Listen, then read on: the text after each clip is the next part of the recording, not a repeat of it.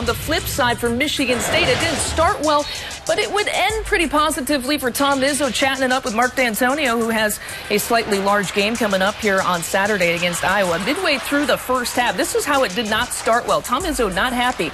Damian Lee stealing the inbounds pass, one of his 4 first-half steals. Denzel Valentine then finds Aaron Harris for the alley-oop, but Spartans still trailed there. A couple minutes later, Quentin Snyder with the tip pass would eventually lob it to Donovan Mitchell. And Louisville was just rolling at that point in the first half. Final seconds of the first half, Costello finding Denzel Valentine. This is what you referenced earlier, Mike DeCourcy. I think I'm going with that one. I mean, there was just so much at work. And the thing was, we looked at it live and thought, it's got to be a travel, right? And it wasn't. He kept his balance. And, Sean, you said it, Michigan State fortunate to only be down 3 at the break. Second half we go. Damian Lee with another pick and finishing it off with style. It looks like Louisville's in control until, Sean, Bryn Forbes heats up a little bit from distance. They were able to space out Louisville a little bit on the defensive end of the floor. Nice dribbling the other way by Valentine to kick it over. And if you let Forbes get his feet set, the difference between his makes and misses tonight, Mike, as you and I were watching the ball game,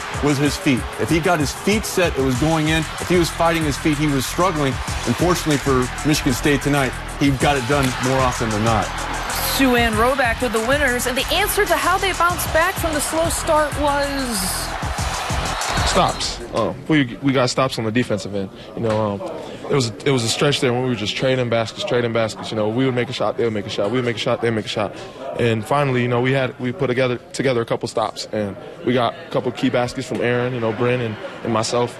And then after that, you know, we were grooving and we just grinded out a win. They hit us with a pretty hard punch in the beginning.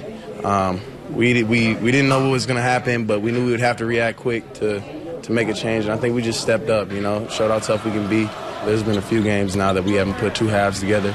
And I think the biggest thing is we need to learn how to put both halves together and play a full game of good basketball. So. They had us very stagnant, you know, and it was frustrating. But when we got the ball in the middle of that zone, then we hit Brent in the corner. He hit some nice things. What we didn't do tonight that we thought we'd score some buckets on, get our running game going. Boy, to win a game like that under the circumstances on a team that I thought played awfully well, and their guards shot the ball so well. I'm happy. I'm happy with my team because we've had a tough 2 weeks here, 16 days, and we played a lot of good teams and a lot of big games and traveled a lot. And Shazam, we're still here. Well, congratulations. Thanks, man. Guys, back to you.